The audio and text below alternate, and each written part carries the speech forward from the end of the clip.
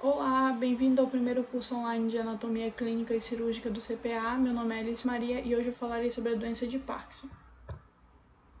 Para ficar mais didático o nosso estudo, eu dividi a aula em 4 momentos. Primeiro eu vou falar sobre os aspectos epidemiológicos e fisiopatológicos da doença de Parkinson, depois eu falarei sobre o seu quadro clínico, seguindo para o diagnóstico e finalizando falando sobre o tratamento.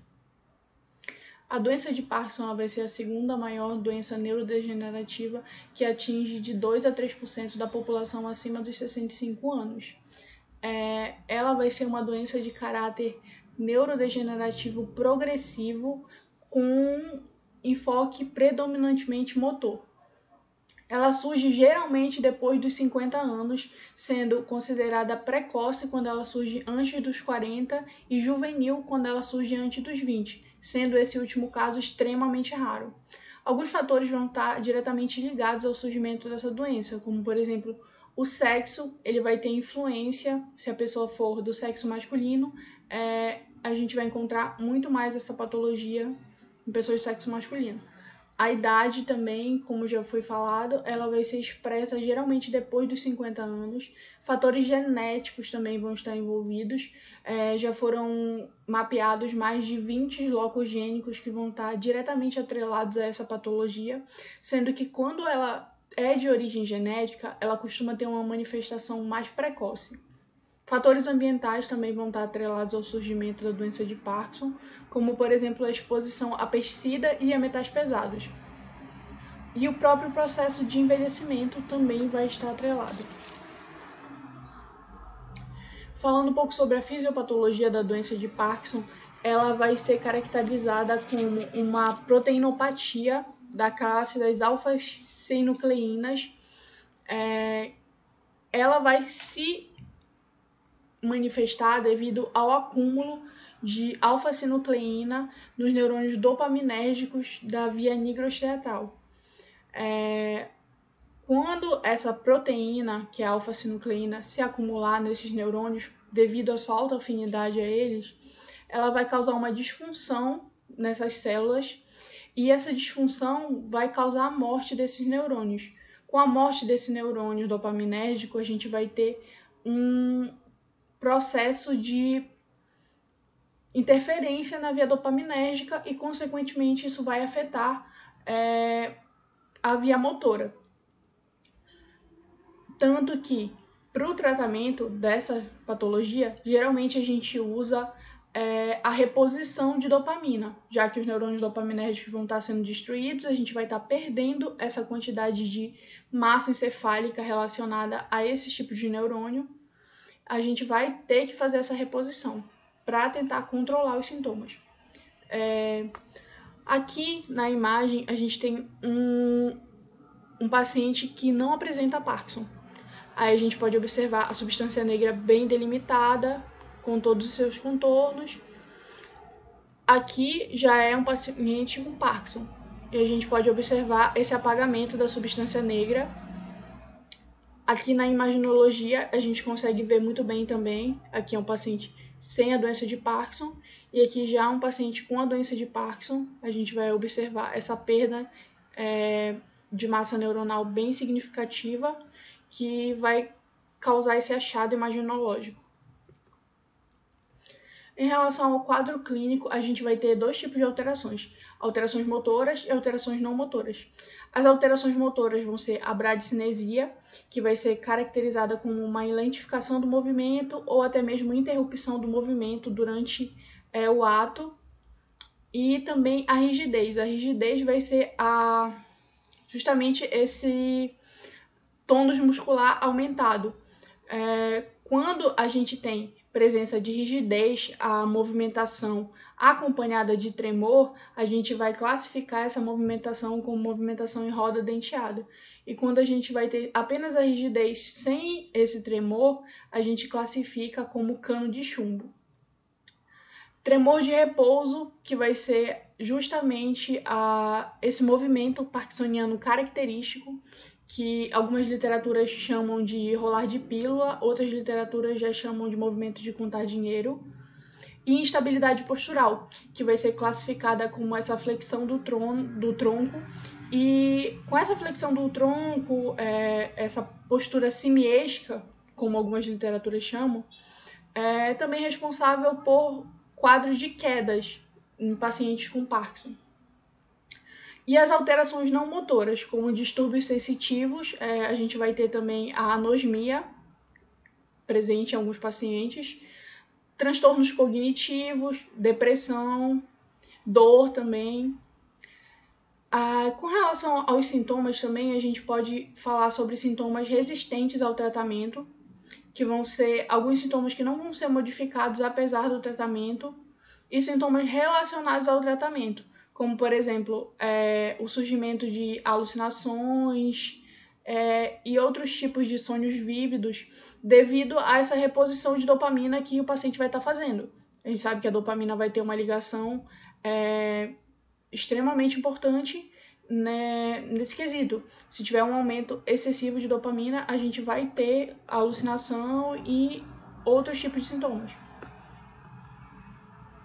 Falando um pouco agora sobre o diagnóstico, a gente vai ter o diagnóstico da LBB e da MDS. A diferença entre eles vai ser que na LBB a gente vai ter a presença de sintomas excludentes que não vão entrar em conflito com a presença de red flags, que eu vou falar quando eu for falar da MDS. Na LBB, a gente vai ter que caracterizar primeiro como a síndrome parkinsoniana com a presença da bradicinesia. Aí ela vai ter que estar acompanhada de 2 sintomas, sendo entre eles a rigidez muscular, o tremor de repouso ou a instabilidade postural. Depois de identificar a bradicinesia acompanhada desses 2 sintomas, a gente vai ter que fazer a exclusão usando critérios negativos ou excludentes de outros tipos de patologias que podem levar à doença de Parkinson. Depois a gente vai confirmar o diagnóstico com a presença de 3 ou mais sintomas, como início unilateral, presença de tremor de repouso e doença progressiva, persistência da assimetria dos sintomas e uma resposta positiva ao tratamento com levodopa, que seria justamente essa reposição da dopamina. Com relação à classificação da MDS, primeiro a gente vai fazer também a caracterização como uma síndrome parkinsoniana, e para isso o critério essencial vai ser a presença da bradicinesia. Aí ela pode estar acompanhada ou não de rigidez e tremor de repouso. E critérios de suporte que a gente vai ter vai ser baseado a resposta à terapia dopaminérgica, se o paciente vai ter um bom progresso com o uso, uma diminuição do tremor. Tremor de repouso de membro também a gente vai usar. Perda de olfato ou desinervação simpática comprovada por cintilografia. Também são coisas que a gente pode usar como critérios de suporte para apoiar que aquele paciente realmente está tendo um quadro característico de doença de Parkinson através da destruição dos neurônios dopaminérgicos. E a gente vai ter alguns critérios que são considerados critérios absolutos para a exclusão de que não vai ser doença de Parkinson. Um deles, o principal deles, na verdade, seria a ausência de resposta ao levodopa.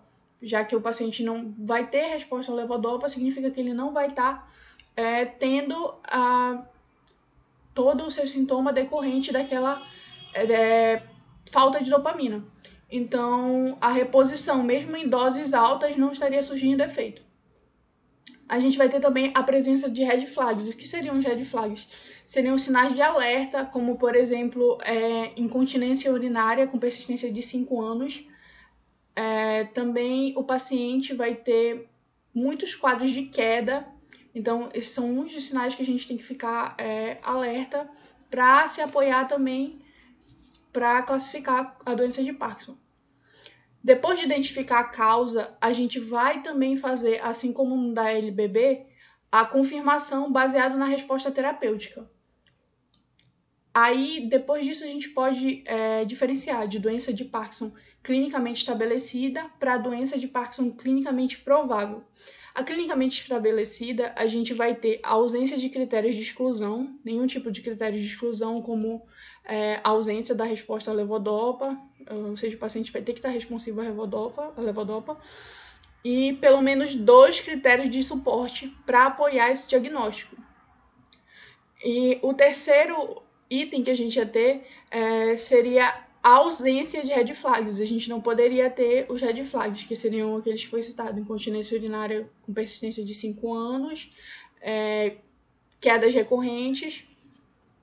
Aí, quando a gente entra na doença de Parkinson clinicamente provável, a gente vai precisar ter ausência de critérios de exclusão, presença de sinais de alarme, intercalados, controlados por critérios de apoio, e não mais que 2 sinais de alerta vão ser permitidos. Falando agora sobre o tratamento da doença de Parkinson, o tratamento medicamentoso mais conhecido vai ser a reposição da dopamina através do uso do levodopa. E para tratar os sintomas não motores, a gente vai ter, como a doença de Parkinson também pode dar uma disartria, e além também dos sintomas relacionados ao equilíbrio, a fisioterapia e a fonoaudiologia vão ser indicadas para qualquer estágio da doença. Além disso, a gente vai ter um manejo não farmacológico. O manejo não farmacológico vai ser atrelado a problemas que a pessoa possa vir a ter, como a depressão, por exemplo, que podem ser tratados clinicamente por utilização não só medicamentosa, mas também com uma psicoterapia. E por último, em últimos casos, quando o paciente não tem resposta ao tratamento medicamentoso, não tem melhora de nenhum dos sintomas e a qualidade de vida dele está extremamente prejudicada, a gente pode usar a intervenção cirúrgica. A intervenção cirúrgica a gente pode fazer através de cirurgias depletivas ou através de cirurgias de implante estimulatório. As cirurgias depletivas podem ser a talamotomia, a subtalamotomia, enquanto que as cirurgias que vão fazer implantes estimulatórios vão ser mais recomendadas para aqueles pacientes que são mais jovens, que vão ter uma resposta melhor. Era basicamente isso que eu tinha para falar sobre a doença de Parkinson. Eu espero que vocês tenham aproveitado a aula. E é isso. Obrigada!